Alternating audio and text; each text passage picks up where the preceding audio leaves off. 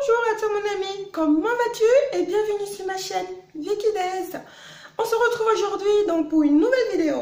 Alors je vais aborder un thème relationnel, c'est-à-dire le thème sera vraiment basé sur les relations parents-enfants. Surtout sur sur l'opinion que les enfants peuvent avoir vis-à-vis de leurs parents.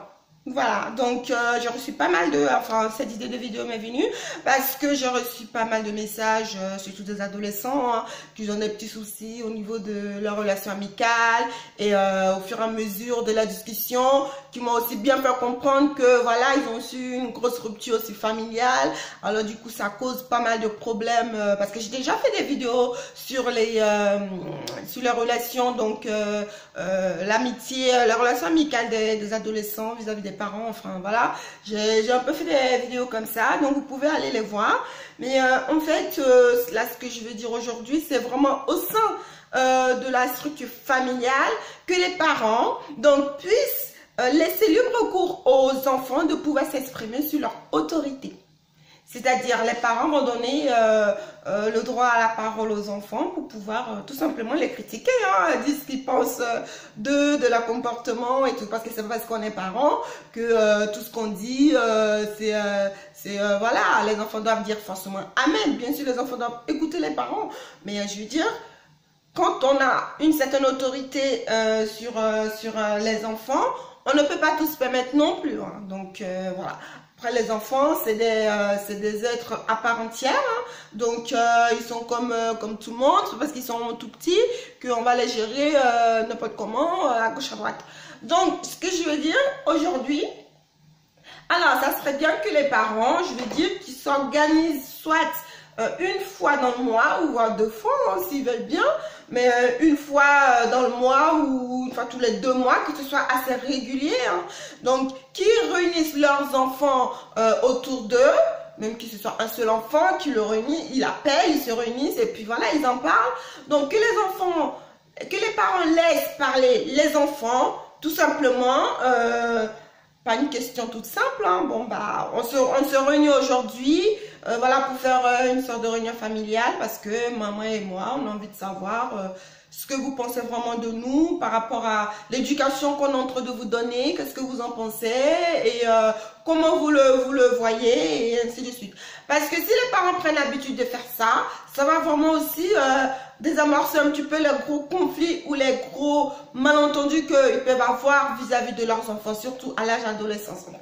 Bah, bien sûr, il faut le commencer un peu quand ils sont un peu plus petits pour pouvoir les habituer à pouvoir s'exprimer. Mais je veux dire, arriver à l'âge adolescent, c'est vraiment là où il y a vraiment une grosse rupture familiale parfois, parce que les ados veulent vraiment une certaine liberté, ils veulent faire ci, ils veulent faire ça. Donc, en ce moment-là, les parents qui se disent, bon, notre enfant est un petit peu en train de passer une certaine transition pour aller jusqu'à l'âge adulte, on va essayer de lui montrer un petit peu comment est-ce qu'on peut s'exprimer et des choses comme ça. On lui laisse la parole, qui nous dit ce qu'il pense de nous. Voilà, donc vous organisez vos réunions familiales comme ça. Par contre, vous choisissez une pièce dans laquelle vous allez rester régulièrement. Vous n'attribuez surtout pas, parce que là, vous allez comprendre pourquoi après, vous n'attribuez aucune place à chaque enfant. C'est-à-dire, tout le monde se retrouve dans la pièce, chaque enfant va choisir sa place pour s'asseoir. Les parents, bien sûr, il faut qu'ils aient les enfants autour d'eux. Donc, voilà, soit ils sont au milieu ou ils sont un petit peu en retrait pour pouvoir voir un peu tout le monde. Et voilà, que ce soit papa ou maman, peu importe, il y en a une qui prend, enfin, l'un des parents prend la parole, explique aux enfants le pourquoi du comment, ils sont là, du moins pour la première réunion, parce qu'après pour les autres, les enfants vont finir par comprendre que voilà, il y a une réunion, et voilà. Donc, alors, ils disent aux enfants, aujourd'hui, on est réunis pour faire une réunion familiale, donc on vous laisse la parole, vous avez libre cours de dire ce que vous pensez de nous. Celui qui veut s'exprimer en premier prend la parole et voilà, les parents écoutent et puis les enfants s'expriment. Parce qu'il se trouve que peut-être que hier ou avant-hier, il y a un enfant qui a fait certainement une bêtise, qui a été puni, des choses comme ça. Sur le coup, peut-être que les parents ont puni immédiatement ou parce qu'on n'a pas forcément le temps aussi. Les parents travaillent, ils sont fatigués, les enfants ça crie, ça court ou des choses comme ça. Donc, je veux dire, Pendant qu'on est occupé, il va se passer des soucis entre eux. Des fois, même les enfants, ils vont se disputer entre eux. Parce que ce but de réunion aussi, ça va permettre aussi aux enfants de vraiment éviter tout autant de conflits entre eux aussi. C'est-à-dire, s'il y en a qui sont rancuniers, ils vont pouvoir aussi s'exprimer pendant cette réunion-là. Donc voilà, je veux dire, les enfants vont prendre la parole, ils vont dire ce qu'ils pensent aux parents. Dans les règles du respect, hein. C'est pas genre, papa, tu m'as fait, je sais pas, tu m'as saoulé ou... Non, non, tu parles correctement, tu t'exprimes correctement.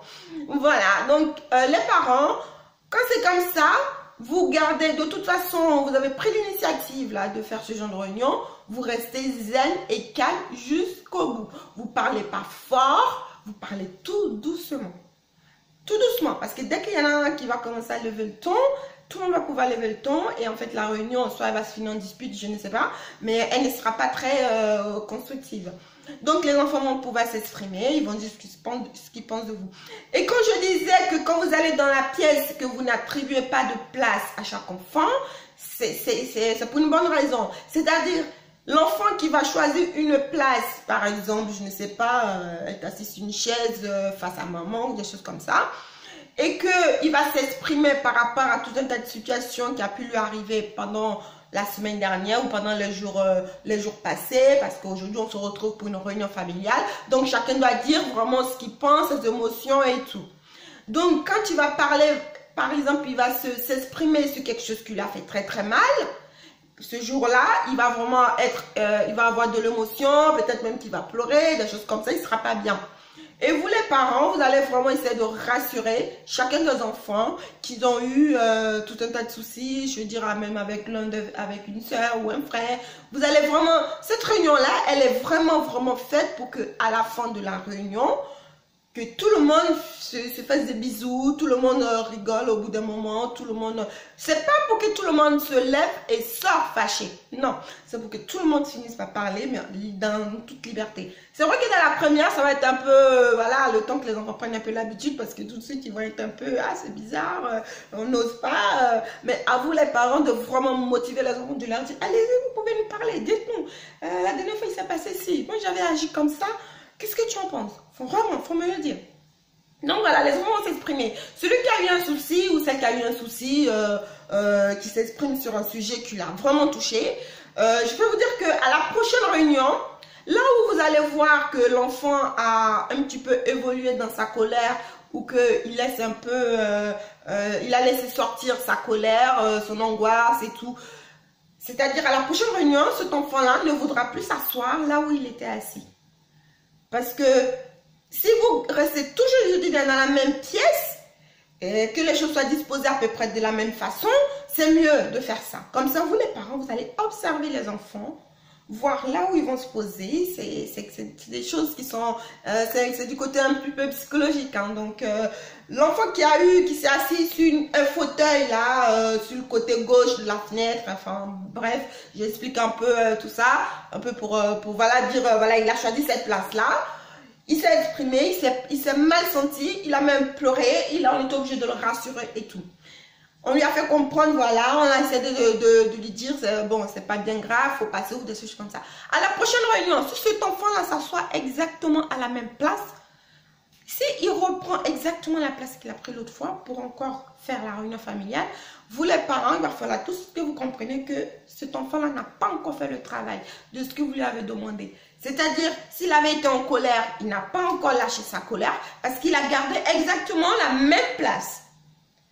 Donc, si l'enfant, dans la prochaine réunion, change de place, là, vous pouvez vous dire, tiens, il est en train d'évoluer un petit peu. Et ça, c'est véridique. Hein. Ça, c'est véridique. C'est des choses qui ont été prouvées plus ou moins. Donc, au niveau du comportement des gens. Donc, voilà. Donc, au moins, je peux vous dire que ça peut vous permettre aussi, vous les parents, d'observer chaque enfant. Et puis, sachez que si vous avez 2, 3 ou 4 enfants, dites-vous que chaque enfant est différent. Le caractère de chaque enfant est différent. Faut pas dire, allez, les enfants, voilà, c'est ci, c'est ça, tout le monde. Bien sûr, il faut y avoir une routine quand même pour tout le monde. Il y a une certaine routine. Mais je veux dire, quand c'est des choses qui touchent les émotions, il ne faut pas mélanger les émotions de tout le monde. Parce que chaque enfant ne va pas réagir de la même manière. Il faut vraiment être très diplomate. Il faut vraiment être très, très, très observateur et très psychologique. Parce que n'oubliez pas que les plus psychologiques, ce sont les enfants. Les enfants, c'est des vrais psys parce qu'ils sont capables de manipuler les parents. Vraiment, ils sont capables de manipuler les parents. Si vous laissez, voilà, les enfants, c'est la fête au village, voilà, chacun... et que les parents, ils ne prennent pas vraiment l'initiative de dire, bon, on va faire ci, on va faire ça. Les enfants, ils vont un peu faire ce qu'ils veulent. Hein. Après, ça ne veut pas dire que les parents ne vont pas les régler. Les parents vont vraiment les cadrer. Mais ça va demander encore beaucoup de travail aux parents, beaucoup d'énergie. Les parents vont être encore un peu plus fatigués de pouvoir dire ou répéter 15 000 fois pour que les enfants comprennent. Mais s'il y a une certaine routine aussi au niveau de cette réunion familiale, les enfants même, ils seront même pressés.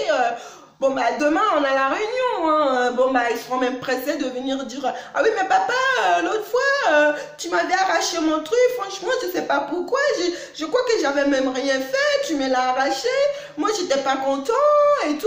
Voilà, je boudais. Bon, bah, là, c'est là que papa, maman va dire...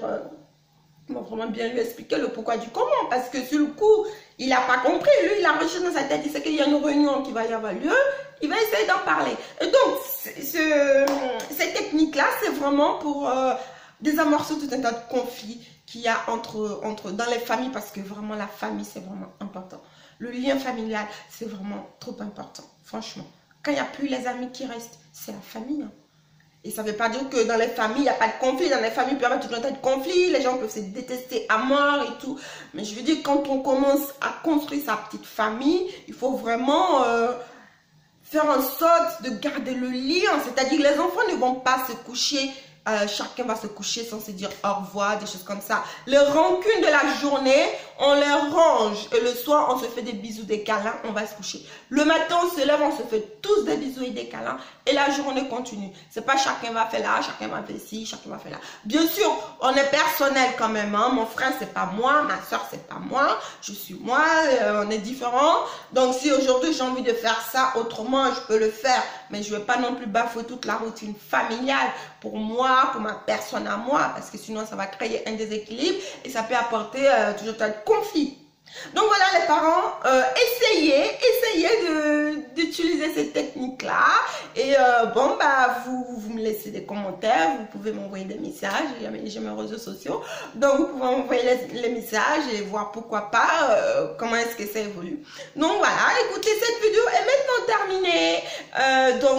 Je vous remercie de m'avoir regardé et je vous invite à rejoindre la team si ça vous intéresse. Donc de vous abonner à ma chaîne et puis d'activer la cloche afin d'avoir toutes les notifications et ainsi de suite. Maintenant, je vais quand même publier une vidéo tous les jours. Donc voilà, tous les jours, vous aurez une petite vidéo de ma part. Merci beaucoup les amis. Je vous dis à très bientôt pour une prochaine vidéo.